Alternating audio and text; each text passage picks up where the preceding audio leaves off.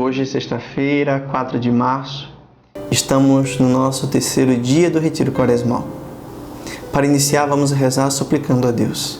Em nome do Pai, do Filho e do Espírito Santo. Amém.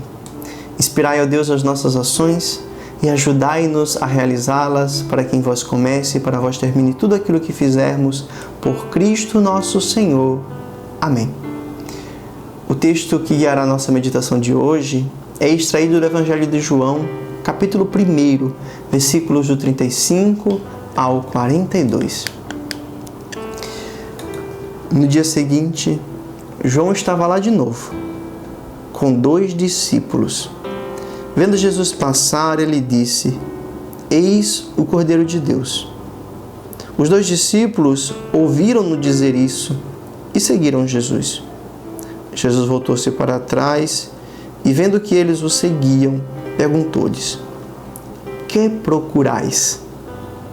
Eles responderam: Rabi, que quer dizer mestre, onde moras? Ele disse: Vinde e vereis. Foram e viram onde morava e permaneceram com ele aquele dia. Era por volta da hora 10ª. André, irmão de Simão Pedro, era um dos 2 que tinham ouvido a declaração de João e haviam seguido Jesus. Ele foi encontrar primeiro seu irmão, Simão, e lhe disse: Encontramos o Messias, que quer dizer Cristo. Então, conduziu-o até Jesus. Olhando para ele, Jesus lhe disse: Tu és Simão, filho de João. Tu te chamarás Cefa, que quer dizer Pedro. Meus irmãos, ninguém ama a quem não conhece. E a melhor e mais abrangente forma de conhecer é através da experiência. E tudo começa com um encontro. É preciso fazer o encontro com o Senhor, uma experiência dele. E como é que a gente faz o encontro?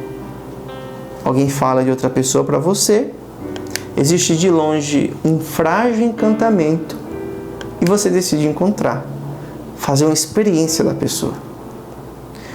A minha mãe sempre dizia que para conhecer alguém é preciso comer 1 quilo de sal com ele. Ou seja, é preciso de tempo, de vivência. No texto que acabamos de ler, os discípulos já tinham ouvido João Batista falar de Jesus como o Cordeiro de Deus que tira o pecado do mundo. E foram atrás de Jesus. Queriam conhecer o Senhor. Vamos explorar agora alguns elementos que este texto tão rico nos apresenta. Vamos lá. Olhando para trás, Jesus viu que eles o seguiam e perguntou: Que procurais? O Senhor nota, percebe e se interessa. Ele quer saber de nós. Ele quer saber das nossas coisas. Ele se interessa pelas nossas necessidades. Nisso, responde os discípulos: Mestre, onde moras? De onde tu vens? Como que é a tua vida? Nós queremos te conhecer. Esta pergunta dos discípulos é quase uma prece. É como se eles dissessem: Senhor, andávamos perdidos no meio do deserto e nos apontou para ti. Nos guia para a tua casa. E o Senhor responde: Vinde e vede. Ou seja, vem fazer uma experiência comigo. Vem me conhecer. E aqui o autor sagrado faz questão de indicar as horas. Era por volta da 10ª hora. Este é um tipo clássico romano de contar as horas do dia. A 10ª hora é por volta das 4 horas da tarde. Logo mais vai anoitecer. Aqueles que caminham no deserto têm que procurar abrigo e comida. À noite é mais difícil de encontrar tudo isso. Porque, diferentemente do dia, costuma ser fria e o alimento ser escasso. quando o sol se põe, também bate aquela saudade de casa. Somos assombrados pela solidão, pelo medo e ficamos angustiados, presos nos pensamentos. A noite é o período mais difícil do dia. Justamente neste momento o Senhor convida a estar com Ele. Vinde e vede. Vem comigo. Também neste deserto quaresmal, nos convida o Senhor a estar com Ele, a conhecê-lo, a preencher os nossos vazios com a sua pessoa. Vinde e vede. Eu sou o caminho. E os discípulos seguiram o Mestre. Depois de fazer esta experiência com o Senhor, estes dois homens não eram mais os mesmos. Algo tinha mudado definitivamente. No dia seguinte, eles partem para encontrar os seus parentes, dentre eles Simão Pedro, e anunciam publicamente a sua descoberta. Nós encontramos o Messias. É a maior notícia que um judeu poderia dar. Nós encontramos o Messias, o tão esperado Messias. E nós? E o nosso encontro com o Senhor? E a maior notícia da nossa vida, da nossa história? Como se dá? Como foi e é a sua experiência com Cristo? Aqui eu gostaria de refletir ainda sobre alguns pontos basilares desta relação.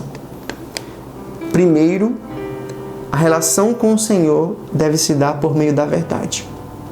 Eu preciso me conhecer de verdade, sem máscaras, sem caricatura.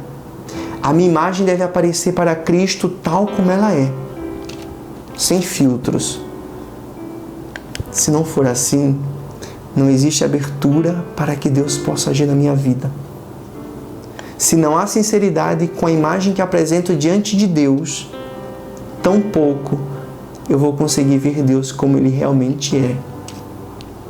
A janela da minha alma fica ofuscada por uma luz que coloco diante de mim para esconder as minhas escuridões e assim não permite que a luz verdadeira vinda do céu brilhe na minha história. Eu coloco uma contraluz que não permite que a luz de Cristo brilhe na minha vida. É preciso se despir totalmente diante de Deus, com toda a vergonha que isso pode causar.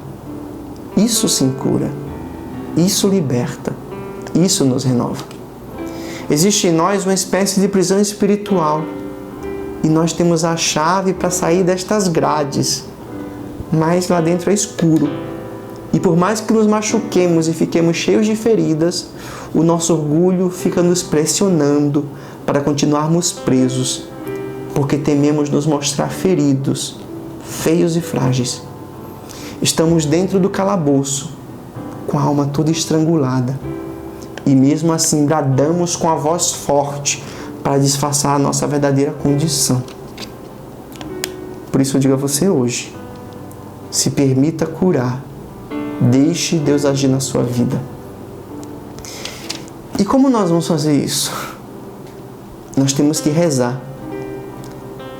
E a nossa oração, muitas vezes, vai parecer uma batalha.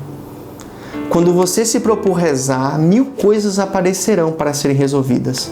Dezenas de convites e atividades legais surgirão.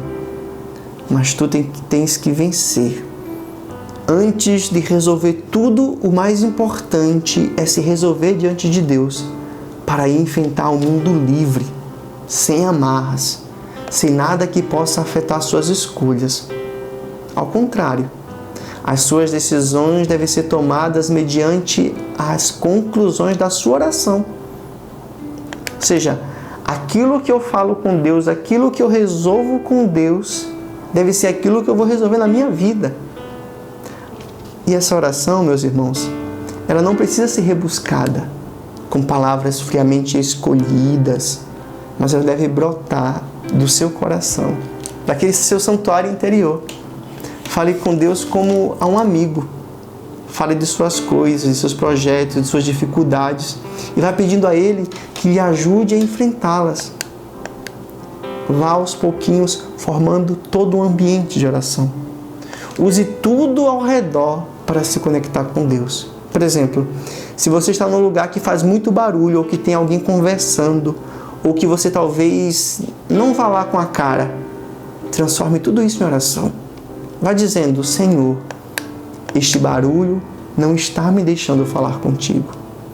Olha esta pessoa aqui do lado, que tenho tanta dificuldade de me relacionar. Me ajuda a te ver nela. E você vai ver que aos poucos, nada daquilo te atrapalhará mais. Chegará um momento em que tudo no seu dia será motivo de oração.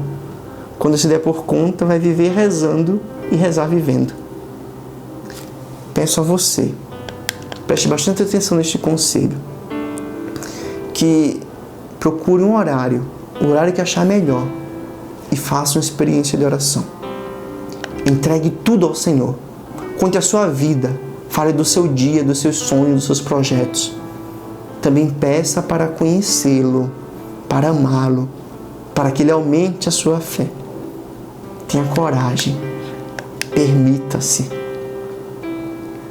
A vossa proteção recorremos, Santa Mãe de Deus. Não desprezeis as nossas súplicas e nossas necessidades, mas livrai-nos sempre de todos os perigos, ó Virgem gloriosa e bendita. Amém. Eu hoje fico por aqui. Peço que nos ajude compartilhando esse vídeo com todos os seus amigos, que faça publicações em suas redes sociais, divulgando o nosso retiro. E não deixe de compartilhar tudo aquilo que nós publicamos, também curtir nosso canal, visitar o nosso site e comentar aqui mesmo, para que nosso apostolado alcance um número cada vez maior de pessoas. Deus abençoe a todos e até amanhã, quando nos veremos novamente no nosso 4º dia de retiro.